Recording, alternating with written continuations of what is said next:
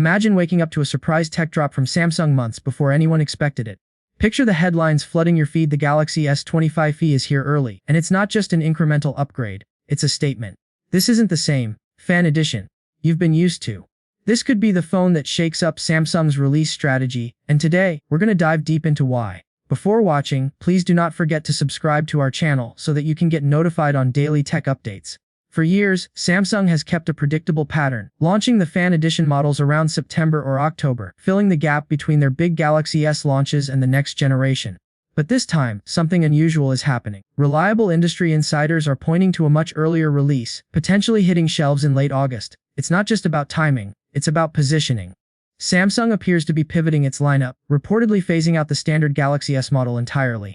Instead, they could be putting the spotlight on the Galaxy S25 FE and a new Pro variant, reshaping the flagship hierarchy. This could make the fan edition more important than ever before. So why the early push? Part of it is strategic market timing. Competitors like OnePlus, Xiaomi, and even Google have been aggressive with their release windows, and Samsung might be aiming to capture consumer attention before those rivals get their big moments. Another reason could be manufacturing efficiencies. By finalizing the S25 FE earlier, Samsung can avoid the late-year production crunch that often affects both pricing and availability. Early buyers could benefit from smoother stock levels and possibly better launch offers.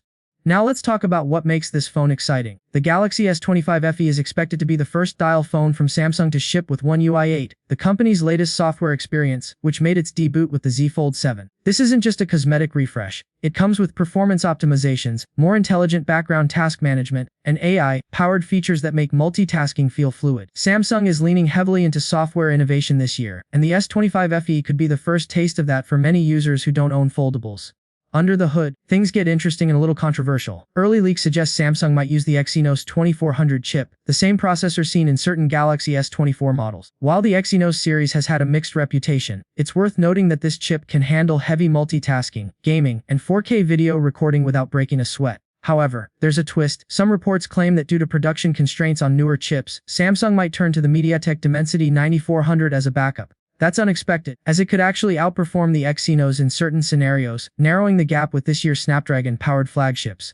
If Samsung does go with MediaTek, it could be one of the most surprising FE releases ever.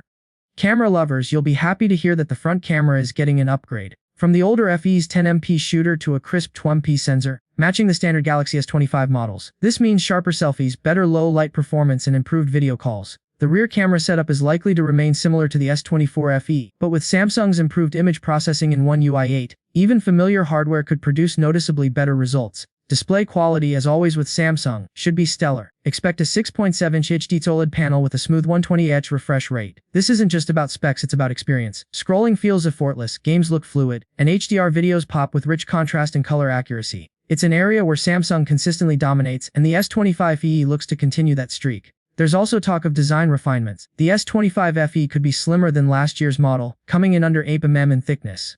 This is achieved through a redesigned internal layout, allowing for a wider but thinner battery. That means you get the same, or potentially better, battery life without adding bulk. It's a small change that could make a big difference in day-to-day handling.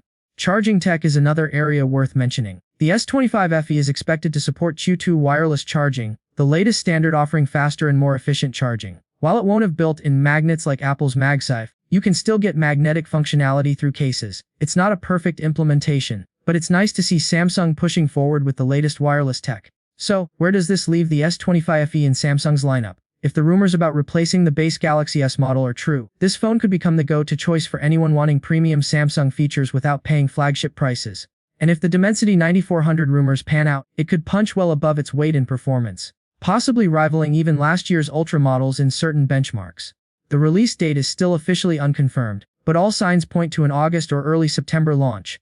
That's earlier than the typical FE schedule and places it ahead of some major competitor releases, giving Samsung a clear shot at dominating the tech news cycle. For consumers, that means less waiting and potentially more value, especially if Samsung sweetens the deal with pre-order bonuses. In short, the Galaxy S25 FE is shaping up to be more than just an affordable flagship. It's looking like the centerpiece of Samsung's evolving strategy, a phone that blends the premium feel of the S series with the accessibility that fans love. Whether you're here for the upgraded software, the slimmer design, the new charging standard, or the potential processor surprise, this is a phone to watch closely. And if you've been holding off on upgrading, the next few weeks might just test your patience.